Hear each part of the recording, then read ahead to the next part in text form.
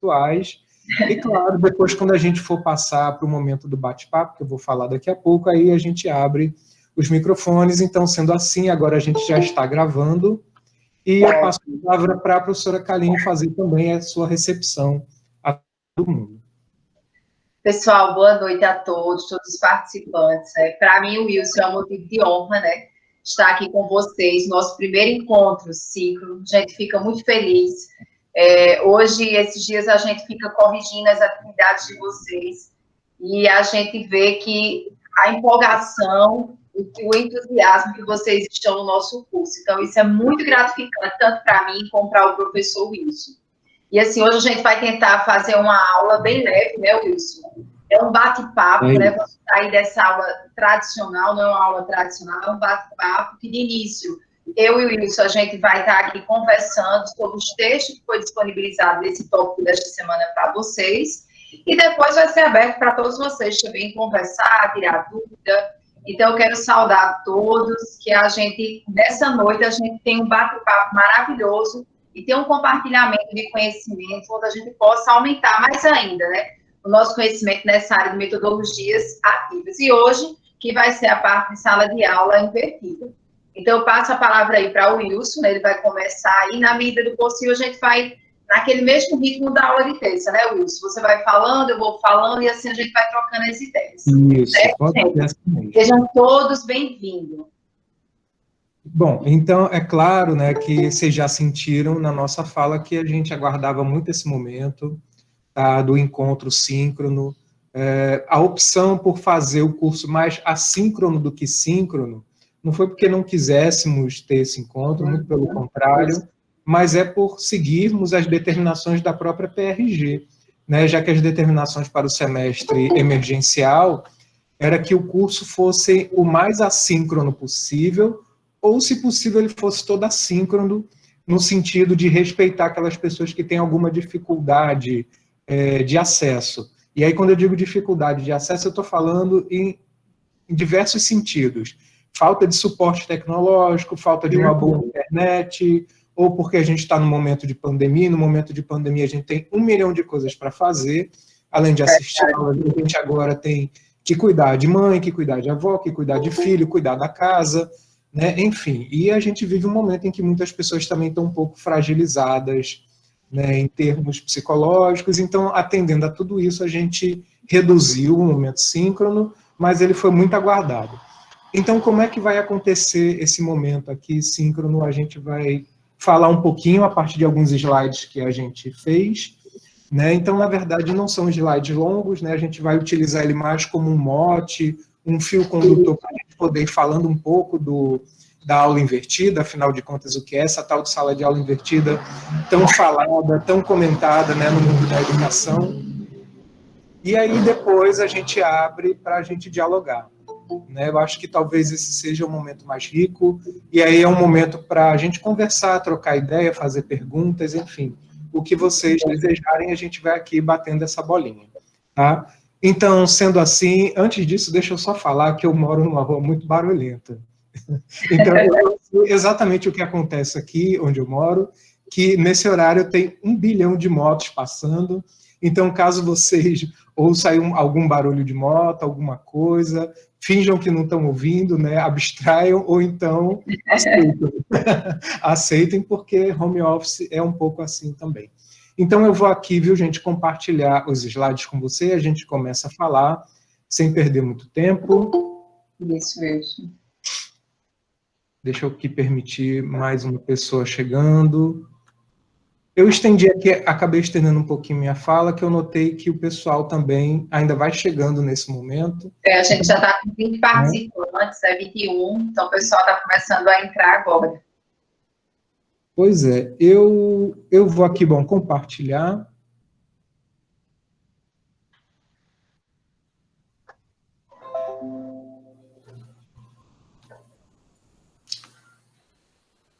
Gente, vocês estão vendo direitinho? Tá ótimo isso. Só o seguinte, porque realmente, se vocês, algum colega falar com vocês que está solicitando para entrar, eu, a partir de agora, quando eu disponibilizo a minha tela para vocês, eu compartilho, eu não consigo mais ver, né? Então, se vocês perceberem aí, vocês me avisam que eu vou lá permitir que a pessoa entre na nossa sala de aula. Já vi que tem mais alguém aqui. Tem. Pronto, agora eu percebi. Bom, então vamos lá, gente. Então, a nossa aula é sobre a sala de aula invertida, ou a aula invertida, uma aula da professora Kaline Carneiro e professor Wilson Xavier. Tem mais alguém chegando? Janaína. Então, Janaína, seja bem-vinda.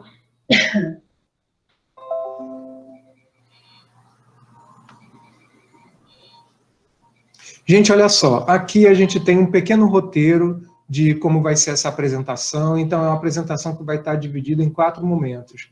No primeiro momento a gente vai ver o conceito, né, de sala de aula invertida, eu acho que a gente tem que começar sempre por aí, é uma definição, o que significa. O segundo momento são as características da aula invertida, e a gente já vai aprofundando, tentando entender o que é essa forma de organizar a sala de aula. Num terceiro momento, a gente vai ver a configuração de sala de aula, como é que ela se configura na prática, e no quarto momento seria o momento de como implementar. Eu acho que chegou mais alguém aqui. Chegou mais alguém, gente. O Jefferson. Jefferson.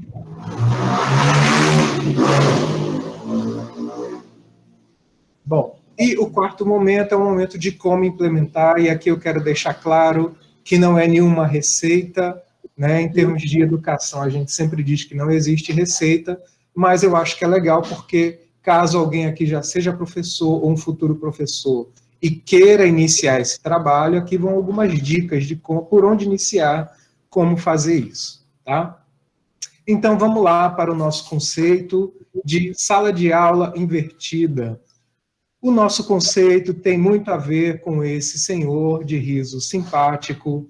Ele é um professor, o nome dele é Eric Mazur, nascido em 1954. Ele é um professor holandês e que hoje ele dá aula na Harvard University, né? Então foi lá que o Eric Mazur começou a pensar a sala de aula invertida, mas ela não começa, obviamente, nesse formato pronto e acabado.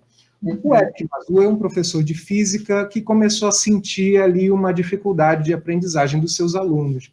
Então, na verdade, foi esse desinteresse, essa desmotivação que o levou a pensar uma nova forma de organização da sala de aula.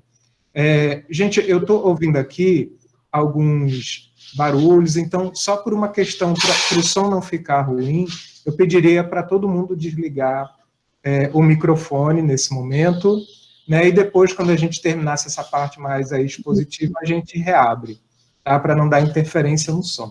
Então, se tiver alguém com o microfone aberto, fecha aí um pouquinho, e daqui a pouco a gente conversa. Então, esse é o Eric Mazur, hoje ele deve estar aí com 55, né, 56 anos. Então, ele, lá em Harvard, ele começa a sentir uma dificuldade, ele ministra, né, a disciplina de física aplicada introdutória, e aí ele teve uma ideia, a primeira ideia dele é o que se chama hoje de peer instruction, que é a instrução pelos pares, ou seja, é o ensino através da aprendizagem dos colegas entre si. Os pares são os alunos, né? Então ele começou a pensar formas que os alunos começassem a trabalhar em casa, em conjunto, né? Claro, utilizando aí a internet, utilizando alguma plataforma, ele passava algumas atividades e os alunos tinham que realizar essa atividade coletivamente em suas casas, né, utilizando aí para isso a internet. Isso era o que ele chamava de peer instruction. Essa peer instruction, na verdade, essa educação pelos pares foi evoluindo para um outro formato, né? Esse outro formato é o que hoje a gente conhece como a aula invertida. Ou seja, então, ele começou a pensar, a mudar os momentos em que aconteciam as coisas em sala de aula, digamos assim. Mais ou menos aquilo que se fazia na sala de aula tradicional, né? Algumas coisas passavam a ser feitas agora em casa, e aquilo que geralmente se fazia em casa, agora a gente passava a fazer no momento da aula. Então, vamos entender um pouquinho, porque tudo começou com essa ideia inovadora do Eric Mazur. Então, ele é um professor holandês. Sim, e só a título de curiosidade, depois que começou a ser utilizado em Harvard, né, que é nos Estados Unidos, um outro grande instituto, que é o MIT, que é o Massachusetts Institute of Technology, conhecido como MIT, ou aqui no Brasil, MIT mesmo, no popular que a gente fala, começou a utilizar também em algumas disciplinas. E foi a partir daí que este método, a abordagem começou a ficar mais conhecido no mundo inteiro. Então, só para a gente ter um primeiro contato com o conceito do que é a sala de aula invertida, ela é uma abordagem metodológica na qual a estudante estuda previamente em casa e a aula torna-se o lugar da aprendizagem ativa. Ou seja, então, na verdade, aquilo que se fazia numa sala de aula tradicional, ou seja, o professor fala, o aluno lê, né, o professor explica, dá a lição, a famosa lição tradicional. Então, isso é quebrado pela sala de aula invertida. Então, essa primeira leitura, essa primeira aproximação do estudante com o texto é feito em casa. Ou seja, então, basicamente, a sala de aula invertida é isso. Não há mais aquela lição, o professor não tem mais uma aula expositiva, onde ele explica um conteúdo de modo demorado e cansativo. Essa apropriação é feita pelo estudante em sua casa, a partir, basicamente, de textos e de vídeos, tá? E se a gente trouxer aqui uma outra ideia para complementar esse conceito, eu trouxe exatamente do livro de Jonathan Bergman e do Aaron Sams, que é exatamente um dos textos que vocês têm para ler lá no Moodle. Esses caras também são importantes. O Bergman e o Sams, eles são também estadunidenses, são professores de química, e eles começam a implementar, eles foram um dos pioneiros lá nos Estados Unidos, a implementar a sala de aula invertida fora do sistema universitário, né, fora do ensino superior. Então, eles lançam um livro, que é esses que vocês vão ter um trecho deles para ler, e eles trazem aqui uma ideia bem legal, né? A sala de aula invertida é aquilo onde o que é tradicionalmente feito em sala de aula agora é executado em casa, né? A leitura, aquela primeira aproximação. E o que é tradicionalmente feito em casa agora é realizado em sala de aula. Ou seja, antes os alunos levavam trabalhos para fazer em casa. Agora todo o trabalho é praticamente feito em sala de aula. Então ele tem um primeiro contato, né, com esse texto, com esse conteúdo em casa, assistindo um vídeo, lendo um texto, e quando ele chega em sala de aula, agora é o momento de tirar dúvidas, é o momento de aplicar, de ter uma aprendizagem mais ativa. Não é isso, Kaline? Isso mesmo, Wilson. É interessante, trazendo para o texto que a gente deixou para vocês, né, o de Bergman, ele relata que a sala de aula invertida é um tipo de modelo de rotação do ensino híbrido, né, que a gente viu na aula passada, no outro tópico passado, que seria esse ensino híbrido, que seria essa questão de esse momento de rotação. Então, ele destaca bem isso aí.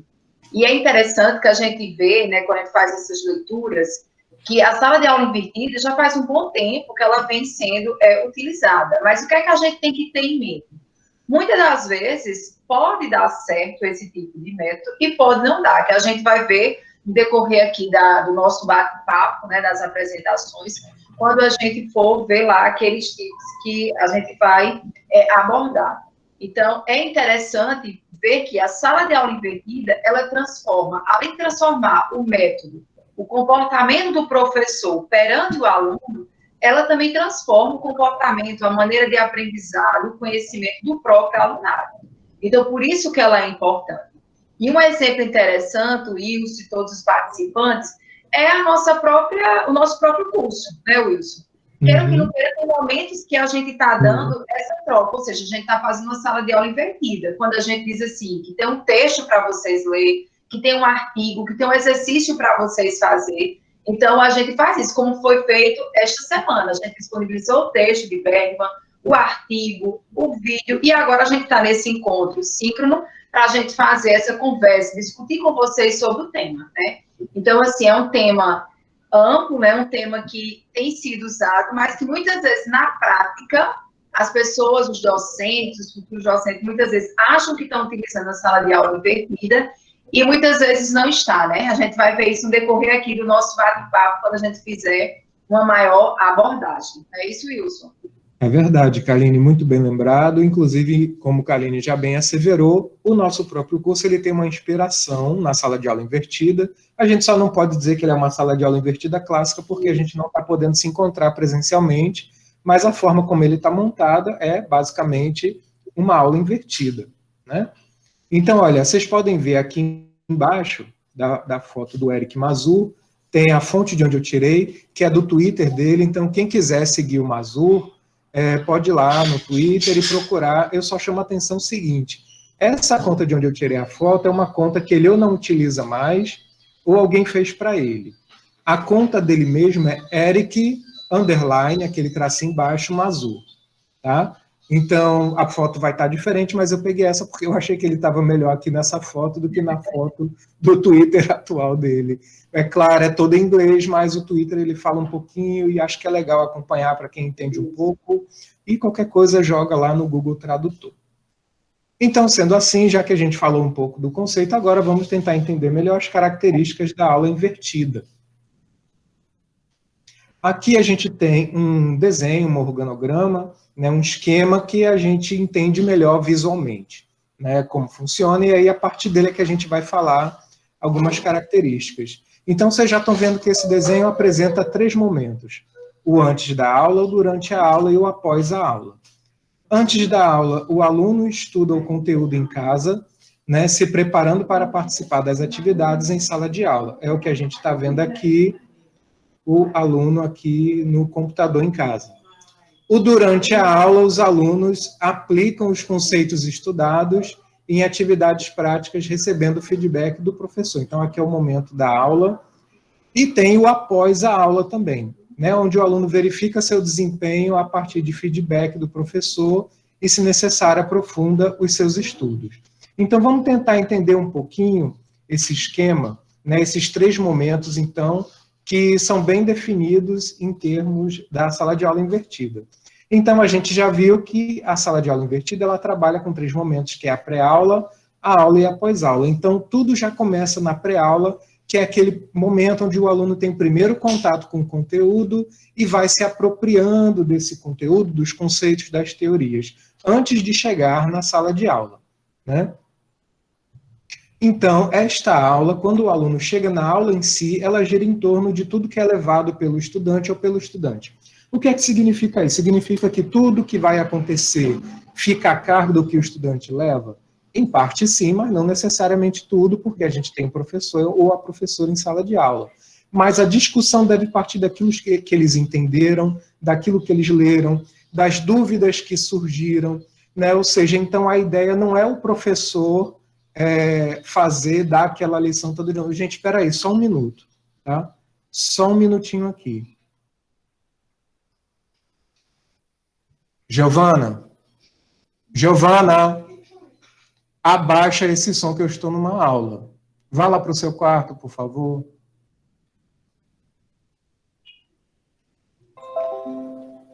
Obrigado, viu?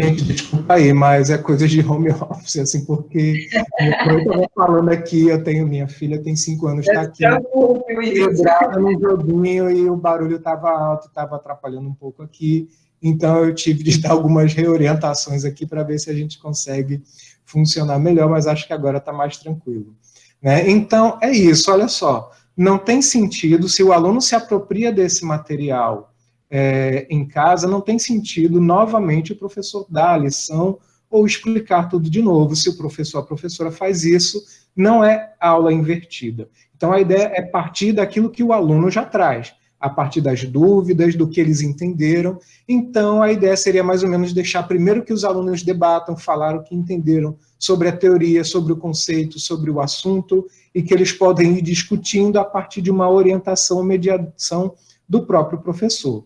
Então, a sala de aula invertida, ela tem que ter esse primeiro momento, né? Não pode ser, por exemplo, o aluno leu, chega em sala de aula, agora vai trabalhar e faz aí alguma coisa. Não é assim. Isso também não é sala de aula invertida. Precisa desse primeiro momento, que é uma conversa, é um diálogo, onde o professor vai entender, afinal de contas, qual foi a qualidade dessa apropriação do conteúdo, o que eles compreenderam, porque é nesse momento também que o professor, a professora pode tirar as dúvidas daquilo que não ficou muito claro. Não é isso, Kaline? Isso mesmo, Wilson. E é interessante, gente, quando a gente olha para essa ilustração, né? Ou seja, as fases que a gente tem aí dessas características da sala de aula invertida, a pré-aula, durante a aula e após a aula, a gente percebe, mesmo nessa ilustração, que lecionar vai muito mais além do que a gente transmitir um conteúdo. E um ponto aí que eu quero chamar a atenção, Luiz, para todos, é a questão do próprio construtivismo, né? Ou seja, o próprio aluno, ele está construindo o seu próprio conhecimento. Então, o aluno, ele está buscando, ele está indo ali, você vai dar um conteúdo, vamos dizer assim, que seja um efeito estufa, você vai falar sobre efeito estufa.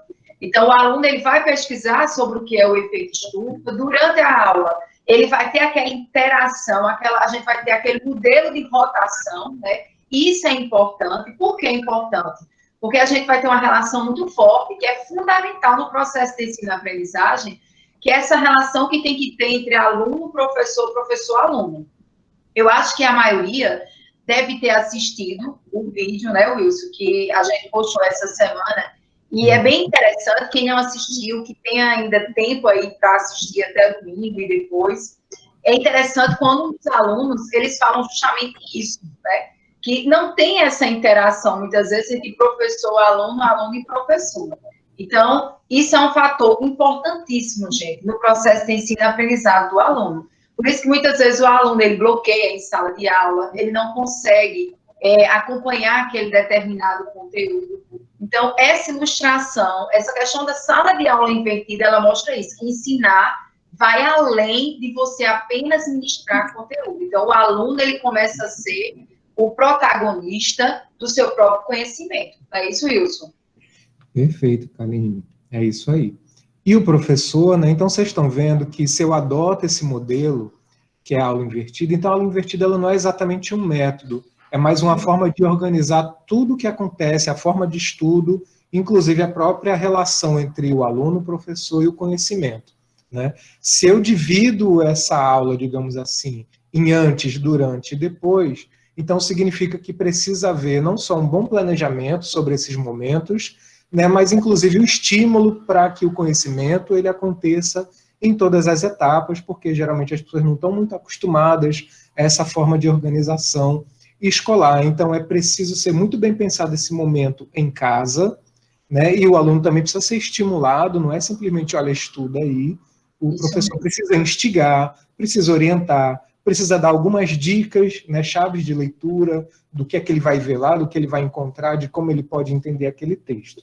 Né? Durante a aula, obviamente, tem que ser tudo planejado, para que o professor também não repita tudo que o aluno já viu em casa, né, e aí já não é mais aula invertida, e o após a aula também, que é onde vai ter esse feedback, o aluno vai fazer uma espécie de autoavaliação, afinal, do que é que ele entendeu ou não. Então, todos esses momentos tem que haver um estímulo do professor para que o aluno consiga se adaptar também. Vamos entender aqui que essa ideia é muito legal, mas ela exige, sim, um nível de adaptação e um tempo, tanto de professores como dos alunos também. E, claro, como a Kaline já bem colocou, uma outra característica é que o estudante tem a autonomia de colaborar com o seu próprio processo de ensino-aprendizagem. É isso que a gente chama de protagonismo, né, na educação. E aí isso é muito importante que, por exemplo, boa parte das decisões do que vai ser feito, por exemplo, se você trabalha com projetos, né, projeto ele demora um tempinho, é importante que esse projeto ele seja pensado neste momento aqui, ó, durante a aula. Porque durante a aula o aluno tem vez e tem voz de participar e de dar as suas sugestões. Mesmo que esse projeto ele termine em casa, que ele faça uma parte dele em casa, é importante que isso seja tratado e definido durante a aula, porque o aluno ele tem também o direito de dar suas sugestões. E vejam bem, isso não significa que é o aluno que vai conduzir o seu próprio processo sozinho. Né? Significa que ele pode, e eu acho que ele deve participar, porque a gente só se torna uma pessoa autônoma se a gente tem um espaço para exercer essa autonomia. Dizer o que é que ele pensa que pode ter no projeto, como fazer, dar dicas. Às vezes, quando o docente abre espaço para o estudante falar, ele percebe que surgem ideias maravilhosas, né, que às vezes só não tem o espaço de acontecer em sala de aula, porque os professores não abrem para o diálogo, não permitem isso, né? E, por fim, ali, o professor ou a professora, o agente catalisador dessa aprendizagem, ele é um mediador. Então, a ideia, vocês entenderam, é fugir mesmo do método tradicional, onde o professor é aquele que fala, é o detentor do saber, é ele que sabe tudo e o aluno não sabe, é ele que fala e o aluno ouve, é ele quem diz o que fazer e o aluno reproduz. Então, aqui muda tudo, né? O aluno, ele tem autonomia, ele tem protagonismo, então o professor, ele é um mediador, ele também é um catalisador desta aprendizagem. Confere, Kaline? Isso mesmo, Wilson. Uma coisa que eu quero chamar a atenção é quando ele fala assim que o professor é como agente catalisador da aprendizagem. Eu sempre digo, né? Vou puxar um pouquinho para a minha área, falando quimicamente, o catalisador, ele faz o quê? Ele acelera o processo de uma reação química, né? Vou aquecer uma água, então estou usando o fogo está funcionando como um catalisador, ele vai fazer com que aquela água entre em ebulição. Então, essa é a nossa função como docentes, como futuros docentes, ou seja, a gente fazer com que o aluno, ele seja aquele aluno ativo, né? Não um aluno passivo. E um exemplo que eu gosto de trazer é justamente essa questão. Antigamente, não se tinha tanto o Enem, não era valorizado como se é hoje. A gente fazia aquela prova do Enem, né? Só que valia para quê? Para ver como era que estava o nível da escola, como era que estava o nível dos alunos a respeito de redação. E hoje a gente vê que o Enem é algo que você tem que ter um conhecimento amplo. Então, eu estou trazendo esse exemplo para mostrar a vocês como é importante o nosso papel dentro da sala de aula, né? Dentro do tipo que a gente está falando aqui de ensino híbrido, dentro dessa sala de aula invertida, porque a gente é o catalisador, ou seja, a gente é a chave principal para motivar os alunos dentro da nossa aula, do conteúdo que a gente está dando, e a gente faz isso com o quê? Com inovações dentro do ensino.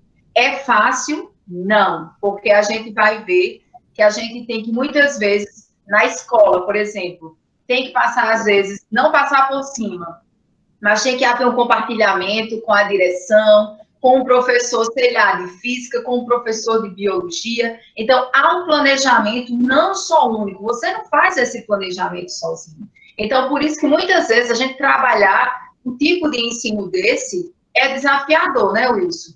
Muitas vezes até dentro da sala de aula com o próprio aluno. Então, a gente também tem que conhecer, fazer um levantamento prévio daquela turma, como é que ela se comporta, será que vai dar certo? Será que não vai dar certo? Então, nosso bate-papo, a gente vai ver daqui para frente justamente isso. Então, é muito importante a gente, como docentes e futuros docentes, a gente colocar no papel de realmente catalisador, né? Motivador do ensino, para que o aluno ele venha ter uma aprendizagem bem ampla. Isso aí, perfeito. Então, vamos seguindo aqui.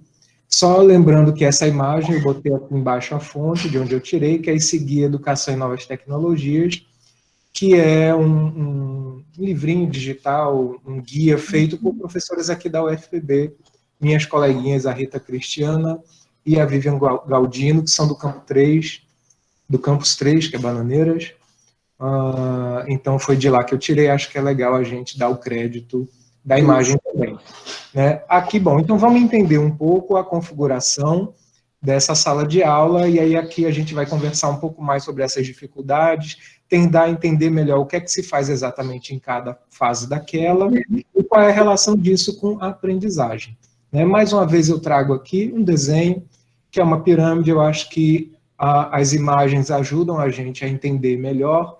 Né? Então, vocês estão vendo uma imagem aqui, que é uma pirâmide com alguns verbos. Esses verbos são todos os chamados objetivos educacionais.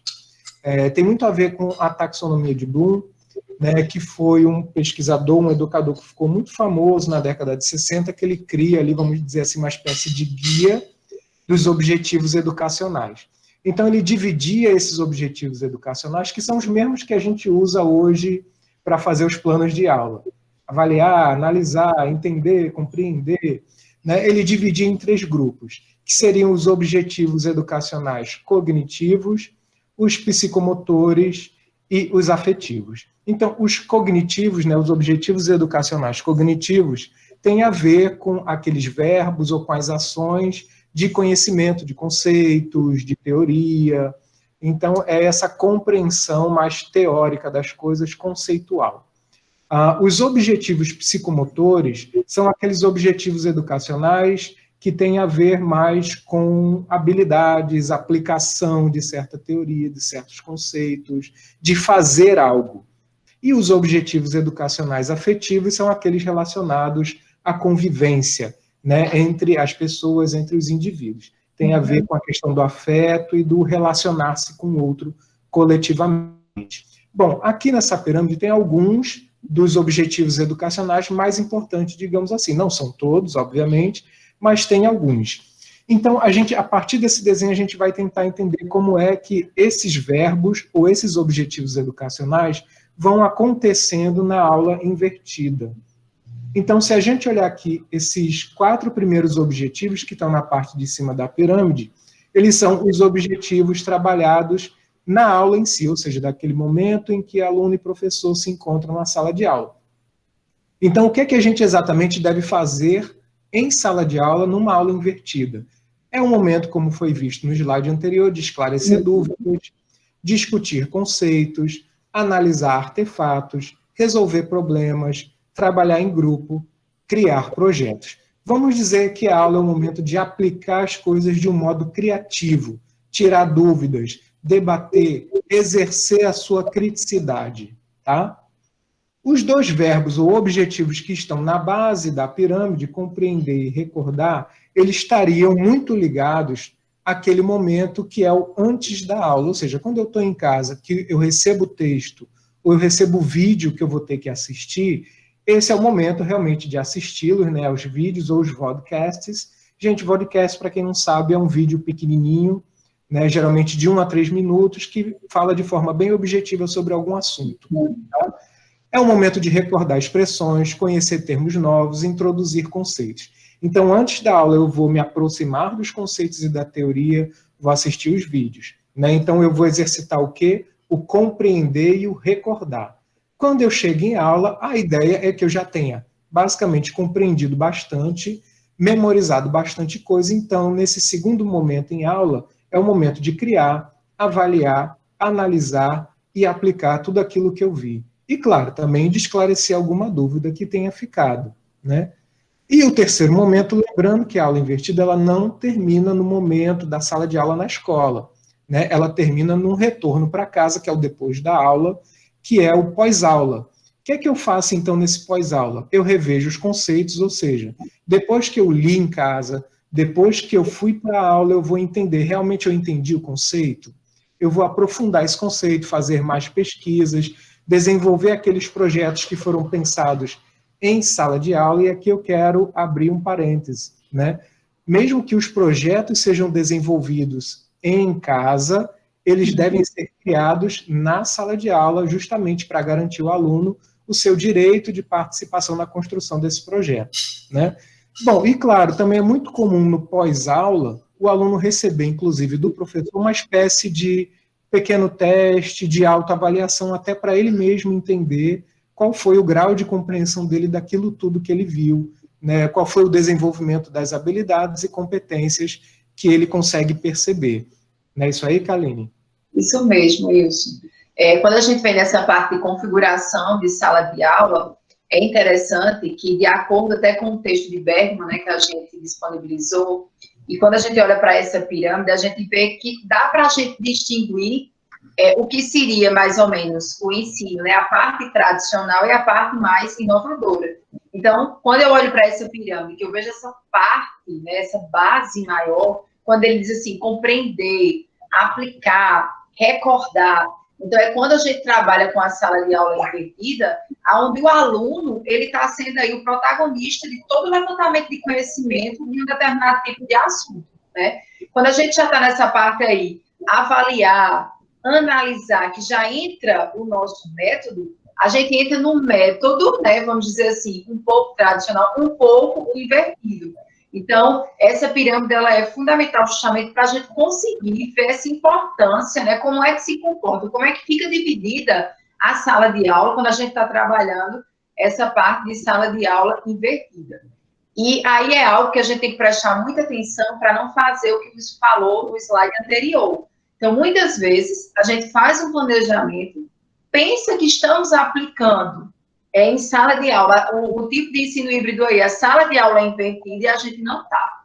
Um exemplo, eu posso passar um texto para vocês e aí pedir para vocês lerem. Quando chegar na sala de aula, em vez de a gente discutir o texto, de eu escutar o que foi que vocês aprenderam, de ser um debate, eu vou lá e explico tudo de novo. Então, eu estou fugindo, né? Estou fugindo dessa pirâmide aí. Então, eu não estou vendo se o aluno realmente ele compreendeu, se ele aplicou esse tipo de ensino que eu estava dando, se ele recordou aquilo que ele leu. E aí, como é que eu vou avaliar? Como é que eu vou avaliar? Como é que eu vou analisar a criatividade do aluno?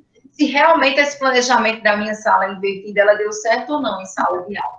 Então, a gente tem que ter muito cuidado, e eu acho que essas palavras aí, elas são fundamentais para o nosso planejamento e fundamentais também para a gente entender realmente o que é uma sala de aula invertida e como é que a gente divide ela, né, Wilson, nesses dois momentos. O que é trabalhado em sala de aula e o que é trabalhado em casa com os alunos. Verdade. E eu acho que fica até mais interessante do ponto de vista pedagógico, porque, sinceramente, aquele modelo tradicional está muito desgastado. Ele é um modelo que está em descompasso com o século XXI, que às vezes é mais caro que você ficar ouvindo um professor ou professora falando, né, por muitos minutos, por uma hora. Né? Enfim, gente, mesmo que o professor tenha uma grande erudição, uma grande habilidade de comunicação, em casos muito excepcionais, né, que são esses professores maravilhosos, é muito difícil. E eu acho que é muito mais interessante você já começar a fazer suas considerações em casa e na sala de aula abrir para o debate. Então, olha só que interessante, quando você inverte a sala de aula, não só parece que fica menos pesado para o estudante que está aprendendo, mas parece que você ganha bastante tempo, parece não, você ganha tempo de aula. Né? Porque quando você chega, você já não precisa mais dar uma exposição, isso é desnecessário. Claro, não impede você de tirar dúvidas e de fazer uma fala, mas aí já é uma fala onde teve uma leitura anterior. Então você ganha tempo de trabalho em grupo, de projeto, de fazer outras atividades. A dinâmica fica muito mais interessante, mais em consonância com o nosso estudante do século XXI, que hoje já tem outros meios de obter informação, não só informação, mas tem outros meios de obter conhecimento que não somente o professor, né? No século passado, século XX e XIX, o estudante era muito dependente do professor para obter conhecimentos científicos. Hoje não tanto. Hoje ele tem outros caminhos e eu acho, então, que a aula invertida ela é realmente bem mais interessante, né, de acordo com, vamos dizer assim, o novo ritmo, né, desse tempo moderno, da modernidade. Aqui, então, mais uma vez, né, de onde eu tirei essa piramidezinha, essas informações desse guia de educação e novas tecnologias. E assim nós chegamos no nosso quarto momento, que é o como implementar. Lembrando que aqui são algumas dicas, né? Eu e Kaline, a gente vai falar um pouquinho a partir de nossas leituras, da nossa experiência, de como é que eu posso, né, Wilson e Kaline, por onde eu começo a implementar, enfim, a bendita sala de aula invertida, como é que eu faço isso?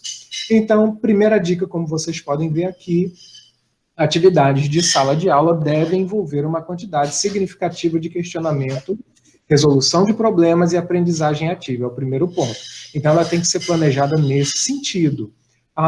Como a Kaline já falou um pouquinho lá atrás, quando eu trabalho com aula invertida, eu não estou trabalhando com um tipo de aprendizagem baseada na explicação. Eu estou trabalhando basicamente com dois tipos de aprendizagem. A aprendizagem chamada construtiva, né, onde eu construo o meu conhecimento no diálogo, na interação com o professor e com os meus colegas, isso é muito importante. E o outro tipo de aprendizagem é a aprendizagem inquisitiva, é aquela que se dá por meio dos questionamentos e das perguntas. Então, é um ambiente mais livre, onde o aluno pode falar mais, ele deve questionar, e muitas vezes o rumo da aula vai de acordo com a maré das perguntas também. Né? Quanto mais profundas as perguntas, mais profunda vai ficando essa aula. Então, ela depende muito da participação do estudante, e ela é, sim, uma abordagem de aprendizagem ativa. Então, é a primeira coisa que a gente tem que ficar atento. A segunda dica... Wilson, só para complementar aqui o que você falou, uma coisa interessante é essa resolução de problemas. Então, a resolução de problemas, ela é fundamental. quando a gente está estudando a parte dessa de tendências pedagógicas para trazer para o ensino dentro de sala de aula, e eu quero trazer um exemplo para vocês na questão da própria elaboração do planejamento e da sequência de vocês. O que foi que a gente falou nas outras aulas? A gente falou que vocês tinham que fazer sempre um levantamento prévio, né? Seja do aluno, do histórico da escola, de tudo. Então, essa resolução de problemas, ela vai servir justamente para isso. Você não vai chegar em sala de aula e você vai trazer um determinado tipo de conteúdo e vai chegar lá, vou dar reações químicas, já vai começar naquele ensino totalmente tradicional. O que é reação química, é uma reação exotérmica, é uma reação endotérmica, não. Mas você pode fazer o quê?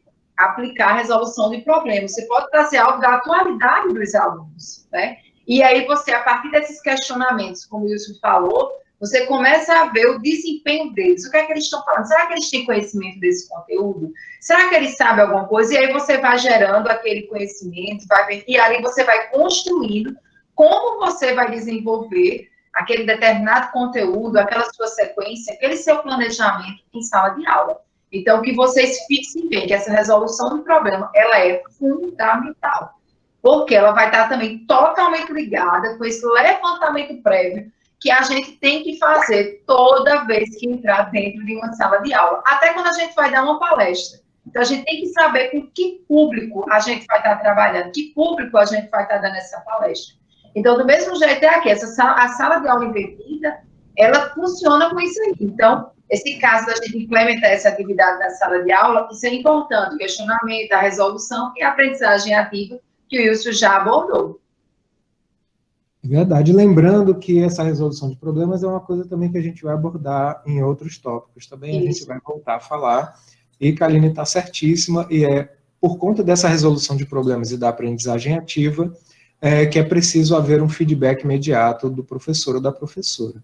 Então, esse feedback imediato é uma característica da aula invertida, dessa abordagem. Então, por exemplo, eu fico observando aqui, a partir de coisas que eu vi, de coisas que me disseram, né, quando o professor diz assim, olha, eu vou fazer a aula invertida. Quando o aluno chega e esse professor vai explicar tudo de novo, isso não é aula invertida. Quando o professor joga uma tarefa e deixa lá o aluno se virando, eu já ouvi alunos que me disseram isso, né, ou seja, era aula invertida, mas eles tiveram de ler sozinho, tiveram de fazer tudo sozinho, né, ou seja, sem orientação e sem o feedback. Então, isso também não é a sala de aula invertida, é uma coisa que os nossos autores, o Bergman e o Aaron Sand, já chamam a atenção lá no texto, não fazer aula invertida por modinha. A educação é uma coisa muito interessante, a educação escolar. A educação escolar, a escola é uma das instituições mais conservadoras, que mudam mais lentamente, né, na história do mundo ocidental. Porém, curiosamente e contraditoriamente, ela é muito afeita a modinhas, né? Mesmo sendo conservadora, a educação adora uma modinha. O problema é que a modinha nunca se aprofunda, né? Sempre fica na superficialidade. Então, às vezes a gente vê uma coisa na moda sendo discutida, todo mundo falando, então eu vou também fazer. Agora eu vou dar a sala de aula invertida. Porém, se você não segue os passos que deve ter uma sala de aula invertida, ela não é. Deixar o aluno sem o feedback imediato, sozinho em sala de aula, isso não é sala de aula invertida. Então, os alunos vão fazer aquilo que foi planejado, né, um trabalho em grupo, eles têm que apresentar uma atividade, redigir um texto, preparar um roteiro com vídeo. O professor ele precisa estar acompanhando o que está sendo feito. Por isso que o trabalho em grupo é importante na aula invertida. Por quê? Os alunos já leram em casa, agora eles vão se juntar, vão trocar ideias e vão fazer alguma coisa. Então, o professor ele deve ir passeando entre os grupos e dando um retorno, porque os grupos eles têm tempos diferentes, têm ritmos diferentes, então cada grupo que ele vai, ele pode ir dando uma orientação mais personalizada. Olha aí o conceito de personalização e educação aparecendo. Então, ele vai dando feedback para aquele grupo, né? Para as ideias deles, para as dificuldades que ele encontrou. Já no outro grupo, as orientações vão ser diferentes. Ele vai falar a partir das dificuldades que surgiram naquele grupo. Então, o feedback tem que ser ali na hora. Significa que o professor ele não pode dar o feedback depois? Claro que pode. Mas o fato de dar o feedback depois, no pós-aula, não significa que ele pode prescindir do feedback imediato. Então, o aluno ele tem que ter uma orientação no momento onde a atividade está sendo feita. Se, como o Kaline falou, é uma resolução de problemas, é claro que o professor ele não vai resolver o problema pelo aluno, mas ele tem que orientar, né? Ele tem que dar chaves de leitura, de repente dar algumas ferramentas para que os alunos possam, né, resolver aquilo que está ali um pouco travado, sem achar uma saída. Esse é o papel do professor, ele não pode se eximir disso, né? Por isso que Bergman, ele sempre ele relata, que eu falei aqui no início, né, quando a gente começou o início da apresentação, que a sala de aula invertida, ele é um modelo que a gente tem de rotação do ensino híbrido. Por que quando ele fala dessa rotação? Justamente isso que o Wilson abordou. Essa troca de conhecimento, quando eu estou fazendo que os alunos trocam conhecimento através de seminário, o professor está escutando o aluno falar, e assim você vai vendo a troca de conhecimento e o nível de conhecimento que o aluno está adquirindo em sala de aula. Então, é importante demais isso. Verdade. Inclusive, esse incentivo, né, dando prosseguimento aqui, a como implementar, tem que ser um incentivo constante para os estudantes. Então, ele tem que sentir motivado a estudar, buscar informação em casa. E isso, veja bem, buscar informação em casa, estar interessado, não é necessariamente uma coisa natural para o estudante, sobretudo se for um assunto que ele não tem muita familiaridade, ou que não faça parte, vamos dizer assim, das ideias ou dos conhecimentos que geralmente ele está afim, que ele gosta, que ele conhece. Então, é preciso também ser muito bem planejado, e o professor precisa instigar, né, e orientar essa atividade em casa para que o aluno também se sinta motivado a pesquisar. Porque, gente, sinceramente, se isso não for bem feito, bem planejado, da mesma forma que os alunos chegam na sala de aula sem ler o texto, né, eles também vão chegar sem ler o texto, sem ver o vídeo, e aí eu quero ver como é que se faz uma sala de aula invertida se ninguém lê o texto, se ninguém viu o vídeo, né? Então, esse momento que ele está em casa se apropriando do conhecimento é fundamental. Então, é preciso um planejamento, é preciso um cuidado do professor para que o professor consiga cativar, incentivar, instigar o aluno a chegar em casa e pesquisar aquilo, né? Às vezes, uma curiosidade sobre um assunto, ela não nasce direto no meu coração, até porque a gente está falando aqui de temas da ciência que muitas vezes estão distantes do meu cotidiano. Então, é papel do professor fazer com que a gente se apaixone por esse tema, ou mesmo que a gente não se apaixone, que pelo menos tenha um interesse mínimo em ler, em pesquisar, em entender que aquilo tem uma utilidade na minha vida. Então, esse incentivo tem que ser constante, tanto para o momento pós-aula, durante e também depois da aula, né, para isso não ficar esquecido. Então, o professor tem que planejar muito bem isso. E, é claro, o que eu estou falando aqui do incentivo tem a ver com o próximo item, que é ter materiais bem planejados e bem estruturados. Então, vejam bem, se tudo vai iniciar lá na casa do estudante ou da estudante, eu preciso de bons materiais. E quando eu falo bons materiais, eu estou falando de bons vídeos e bons textos, né, porque senão fica muito difícil eu me interessar por um assunto se é um assunto de má qualidade ou de uma qualidade questionável. Então, por exemplo, se é um vídeo, tem que ser um vídeo muito bom. Exemplo, o vídeo que a gente já trabalhou aqui do projeto Âncora, né? Então, aquele vídeo é um vídeo muito bom. Então, é claro que, né, houve uma pesquisa ali para buscar um vídeo que tivesse uma qualidade técnica boa, falasse do assunto que a gente queria e abordasse de uma forma interessante. Então, tudo isso tem que ser planejado, as atividades em sala de aula também, justamente para não acontecer aquilo, chegar em sala de aula, eu proponho uma atividade e o aluno não quer fazer, o aluno não faz. Ele nem lê o texto, nem quer fazer atividade em sala de aula e tampouco vai se interessar em fazer uma avaliação quando chegar em casa. Então, se não for bem planejado, a aula invertida ela não acontece em nenhum momento, tá? É verdade. Uma coisa importante que o Wilson falou nessa questão dos materiais bem planejados, vídeo, texto, dois pontos importantes que a gente tem que levar em consideração. Por exemplo, o vídeo, o tempo desse vídeo. Então, a gente não pode extrapolar um tempo que torne aquela aula, torne muito cansativo aquele tempo que o aluno vai estar assistindo aquele vídeo, né, Wilson? A gente ultrapassou aquele vídeo da aula passada, era 30 minutos a nossa aula, né? Mas aí a gente se empolgou muito e deu uma extrapolada aí, foi para quase 1 hora, já foi isso, de apresentação. E ali a gente perdeu um pouco o compasso do planejamento. Mas é fundamental, gente, essa questão do tempo, né? O tamanho do vídeo, 20 minutos, para não tornar cansativo, porque acaba desestimulando o aluno a assistir aquilo ali, prestar atenção. E a questão do texto também é questão de você não trabalhar textos também tão longos, que tornem tão cansativos, e que sejam textos didáticos. Claro, a gente está, eu estou levando em consideração, se for levar em consideração a questão de sala de aula, escola, né? Quando a gente vai para a universidade, claro que vocês vão ter que ter essa familiarização, trabalhar com textos mais didáticos, mais curtos, mas também com textos mais complexos, né? Mas não pode esquecer esses 2 pontos, a questão do tamanho de texto e essa questão do tempo do vídeo. É fundamental, porque senão você acaba destruindo uma aula aí, totalmente sendo desmotivadora. Uhum. Exatamente, perfeita colocação, Kaline. Eu, inclusive, quero fazer aqui uma parte, porque as pessoas podem se perguntar assim, mas a aula invertida, ela só acontece se houver internet? Se a pessoa fizer alguma atividade que precise de internet, de um computador? Não. Né? A ideia da aula invertida, ela pode acontecer sem uso de tecnologia. Tá? Eu quero que isso fique claro. Olha só, a partir do momento em que eu coloco o aluno para ter contato com um texto impresso em casa, para chegar na sala de aula e partir para uma aplicação criativa, isso é uma aula invertida, tá?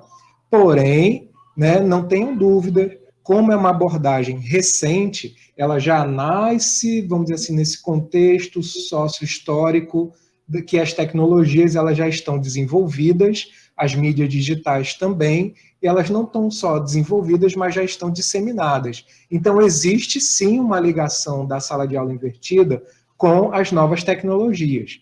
Uhum. E também com a internet. Existe, né? Eu não vou dizer que não. Vocês já perceberam que boa parte das nossas discussões giram em torno de vídeo, né? Giram em torno desse momento do computador, tanto que naquele esquemazinho do desenho, em casa, no momento pré-aula, era o menino em frente ao computador. Então, essa relação, ela existe. Mas isso não significa que eu só possa dar uma aula invertida com o computador. Não. Né? A aula invertida, a ideia é mudar os momentos. Né? É quebrar essa aula tradicional e fazer esse momento de apropriação do conteúdo em casa.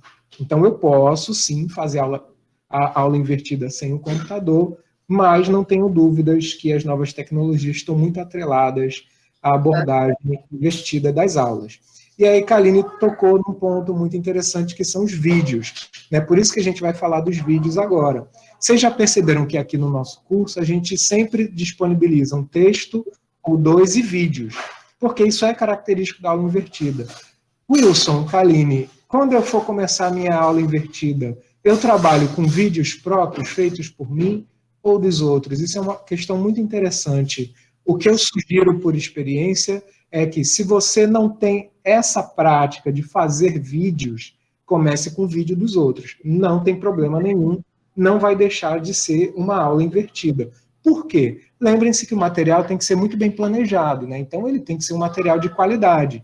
Isso significa qualidade não só no conteúdo, mas qualidade na apresentação.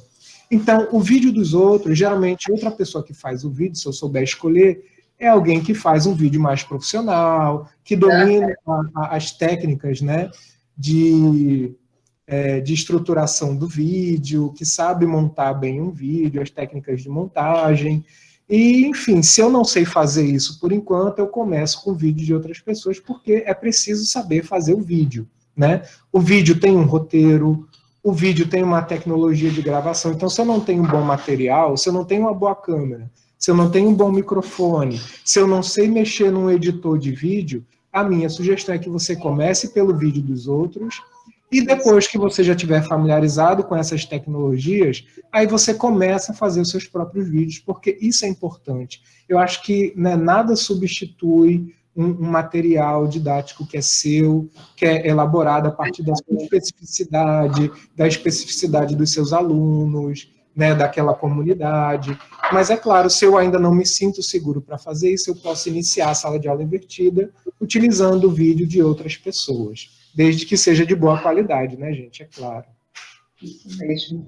E, por fim, para a gente concluir aqui essa nossa primeira parte, a aprendizagem por projetos, que também tem a ver muito com resolução de problemas. A aprendizagem por projetos, eu acho que é uma das abordagens mais ricas que surgiram. Ela é uma abordagem da escola ativa. Vocês que estão acompanhando o curso viram que, na verdade, isso começa nos Estados Unidos, né, ali daquela dupla maravilhosa que é o John Dewey e o John Kilpatrick. Na verdade, o Kilpatrick é que, na verdade, é o iniciador desse movimento dos projetos, e isso segue até hoje, claro, sempre cada vez mais elaborado. Então, trabalhar com projetos é muito bom, mas se eu não tenho esta habilidade, se eu ainda não me sinto seguro para trabalhar com projetos, a minha recomendação é: deixe para trabalhar com projetos depois, tá? Gente, uma boa aula, ela não ocorre só se houver projetos, não, tá? Eu acho que uma boa aula, ela ocorre quando eu tenho boas atividades planejadas. Então, eu posso começar esse momento da aula com as atividades que eu já estou mais acostumado. Trabalho em grupo, ali um estudo de caso, uma resolução de problemas, né, uma tarefa mais ativa, e depois, quando eu entender o que significa uma aprendizagem por projetos, aí eu posso juntar ela na minha aula invertida. Porque pensa só, você já está se apropriando da aula invertida, ainda está aprendendo como é que isso acontece. E aí vai encaixar uma outra coisa que você também ainda não tem domínio, a tendência é afundar. Então, dá uma segurada, vai estudando o que é uma aprendizagem por projetos, quando se sentir seguro, utiliza mais na frente. Aliás, como pedagogo, essa é a minha formação, é a dica que eu dou para qualquer situação, né, educativa de ensino e aprendizagem. Jamais utilize um recurso que você não se sente seguro. Não faça. Tá? É muito melhor um feijão com arroz bem feito do que um prato sofisticado que você não sabe fazer e que ninguém vai gostar de comer. Então, o que é que eu estou querendo dizer com isso? O mundo da educação tem muitas modinhas, né? Já teve a moda do Piaget, me lembro bem disso. Tem a moda da sala de aula invertida, tem a moda da pedagogia de projetos, tudo muito bom, desde que você saiba o que está fazendo. Não fazer por moda, se você não se sente seguro, essa é a minha dica para futuros professores. Faça aquilo que está no seu campo, que você se sente mais à vontade, claro, mas não se acomode. Com o tempo você vai ensaiando coisas novas, é aí que a gente vai criando a nossa identidade professoral, a nossa identidade docente, o nosso estilo docente, isso existe. Por mais que a gente se baseie em alguns professores que, vamos dizer assim, são aqueles que a gente considera os nossos heróis, os grandes professores, com o tempo a gente tem que achar um estilo próprio, né? Então eu tenho que começar da minha zona de segurança e partir para outros ensaios, outros voos. Então eu só faço uma coisa se você estiver minimamente seguro. Concorda, Kaline? Concordo, Wilson. Isso que você falou, quem faz o profissional, eu sempre digo isso a meus alunos, quem faz o profissional não é a universidade, não é a gente como docentes, não. Quem faz o profissional são vocês. Então, quem tem que buscar o conhecimento, quem tem que buscar novas inovações, melhores metodologias, são vocês, para melhorar esse processo de aprendizagem, né? E uma coisa interessante que o Wilson falou, nunca a gente tentar querer desenvolver alguma coisa que a gente não tem prática ou que a gente não tem uma experiência, né? Porque isso acaba sendo totalmente frustrante. Então, a gente tem que ter bastante cuidado para isso aí. Eu acho que agora, né, Wilson, a gente conseguiu encerrar essa primeira parte, né? Primeira etapa. Sim. E eu creio que aí vou passar para você aí, eu creio que a gente vai para a nossa segunda etapa, que vai ser essa questão dos debates, né? Entre os alunos, perguntas. E eu creio que a gente poderia fazer, como foi feita na aula de terça-feira, primeiramente por bloco. Quem quiser ligar aí a câmera...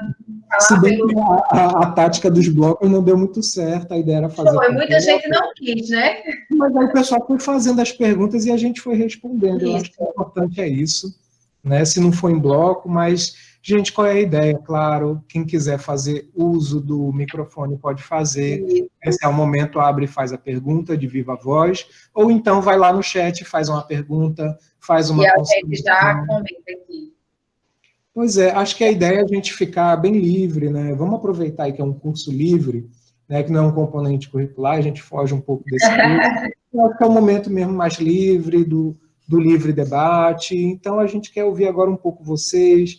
e aí vocês podem falar do que entenderam, do que não compreenderam, de dúvidas, relacionar com alguma coisa que a gente já viu em outro tópico. Né? Esse é o momento já que, vamos dizer assim, para muitos aqui, eu não sei se todos, é o primeiro momento que a gente está se encontrando no curso. Tá? E aí é com vocês, a gente fica aguardando aqui, eu vou acompanhar pelo chat, quem quiser, abre aí e fala mesmo, solta a voz, viu? E aí, gente, nada, nenhuma pergunta? Apareceu.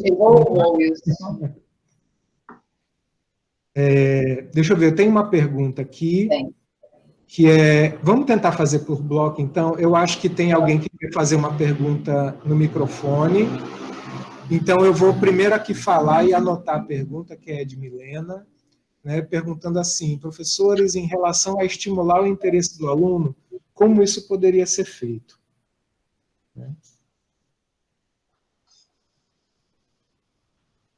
Boa pergunta, Milena. Alguém quer fazer alguma pergunta no microfone ou quer fazer outra no chat? Porque se não tiver, a gente... Diga. Eu gostaria, professor, de fazer uma pergunta. Diga aí, Saime. Então, eu estou fazendo doutorado, né? Eu sou enfermeira e a gente desenvolve estágio de docência, né? Na pós-graduação. E aí uma das grandes dificuldades quando você tenta implementar uma metodologia ativa como essa da sala de aula invertida, que já, na verdade, na pós-graduação, a gente praticamente é sempre sala de aula invertida, né? A gente sempre, na leitura prévia, né, dos textos em casa, e sempre vai fazer esse debate em sala de aula com os professores. Saime, eu só não estou lhe escutando mais, eu estava lhe escutando, o som sumiu. Deixa eu tentar colocar o fone. Agora eu vou... Tá melhor. Melhorou? Tá ótimo. Pronto.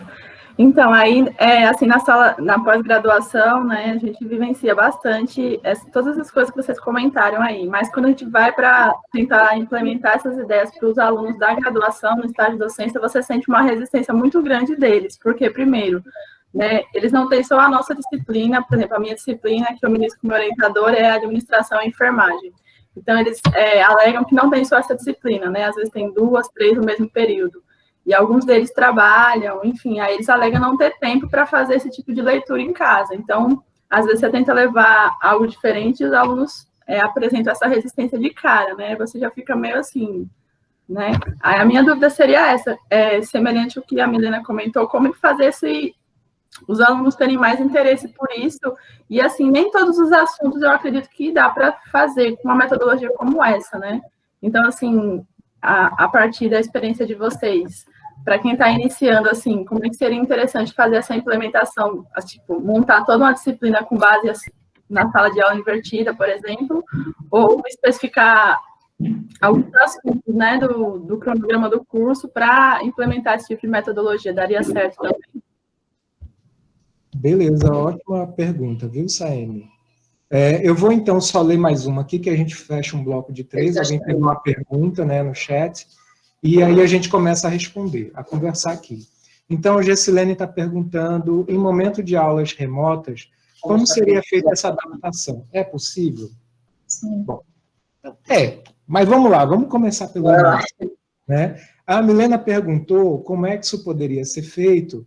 Ela tem um enfoque um pouco diferente, se bem que parece muito com o que Saime perguntou, mas ela focou muito na questão do interesse, e Saime vai colocar outras questões ali, além de interesse, das dificuldades que as pessoas alegam, uma certa resistência a funcionar em estilo de aula invertida. Olha só, a primeira coisa que tem que estar clara é que sim, existe essa resistência por parte do estudante, por parte de muitos professores, às vezes por parte da própria escola. Gente, esse sistema que nós nos acostumamos, que é da escola tradicional, ele é um sistema que já dura aí, né, há muitos anos, dura aí pelo menos desde o século XIX. Então, nós já estamos habituados com isso, no nosso imaginário, na mentalidade, as pessoas acham que só assim se pode aprender, a escola é isso, ela não pode acontecer de outra forma, se acontecer, eu não estou aprendendo. Então, existe essa resistência, né, e aí eu acho que cabe muito também da confiança que o professor tem que ter no trabalho dele e da sensibilidade para conversar com os alunos. Olha só, eu vou retomar aqui uma ideia que ela é do Paulo Freire, ela é freiriana, que é do diálogo. Você jamais consegue a adesão de um aluno sem passar pelo diálogo. ele é, vamos dizer assim, a figura principal desse processo, né, que é o estudante, é quem vai aprender. Então, eu penso que tudo gira em torno dele. Ora, se eu não dialogo com ele, se eu não explico o processo que é uma aula invertida, quais são, vamos dizer assim, os benefícios, dificilmente ele vai aderir, né? Então, partindo ali para a resposta da Milena, como é que eu posso fazer o aluno ter interesse em ler em casa? Ou se apropriar desse material? Gente, eu acho que tudo começa no encontro, tudo começa na aula. Tá? Então, você tem que conversar com os alunos. Se você vai implementar uma sala de aula invertida, primeira coisa, antes de começar essa aula invertida, você tem que sentar. Gente, espera aí só um momento que eu vou botar aqui um desenho para minha filha, senão ela vai ficar falando de desenho o tempo inteiro, eu não vou conseguir dar aula. Enquanto você está aí, deixa eu ir falando aqui, discutindo um pouquinho. A colocação que o Wilson já vem falando, ela é interessante, porque muitas vezes a gente faz um planejamento, a gente faz uma sequência. Por que a gente diz que um planejamento e uma sequência, ela é flexível? Justamente por causa disso, né? Então, eu quero trabalhar uma sala de aula invertida, mas é como a gente vem falando desde o início. A gente tem que ter essa questão de diálogo, tem que ter essa questão do levantamento prévio daquela turma. Será que o perfil daquela turma, daqueles alunos, vai dar certo para eu trazer esse incremento do que eu quero trabalhar em sala de aula, né? Com essa questão de trazer o conteúdo para trabalhar com a sala de aula invertida? Então, eu acho que foi semestre passado, a gente deu uma disciplina juntos, não foi, Luiz, de didática, e a gente teve justamente isso, alguns planejamentos que a gente fez, de início teve umas coisas que não deu certo, a gente teve que se sentar, conversar. Então, eu acho que a primeira coisa aí, duas coisas importantes, é o diálogo e a gente conseguir observar o perfil do aluno que a gente está trabalhando naquele momento. Exatamente. Então, eu acho assim, por exemplo, se eu for começar uma aula invertida, viu, Milena e Saeme, primeira coisa, eu vou conversar com os estudantes, explicar a minha proposta para eles, e eu também tenho que fazer um levantamento prévio, eu tenho que conhecer minimamente as condições desse estudante, para que eu não passe uma atividade para casa no momento pré-aula, que ele não tenha condições de se apropriar, né? Então, a primeira coisa é, ele tem condições, eu vou passar um vídeo, ele tem computador, ele tem um tablet, ele tem um celular, o acesso à internet dele é bom, porque às vezes a gente tira o mundo pelo nosso próprio umbigo. Como a gente tem internet, os meus amigos têm na universidade, tem, a gente cai naquela ilusão de que todo mundo tem acesso. Isso não é verdade, nem para os nossos alunos da UFPB.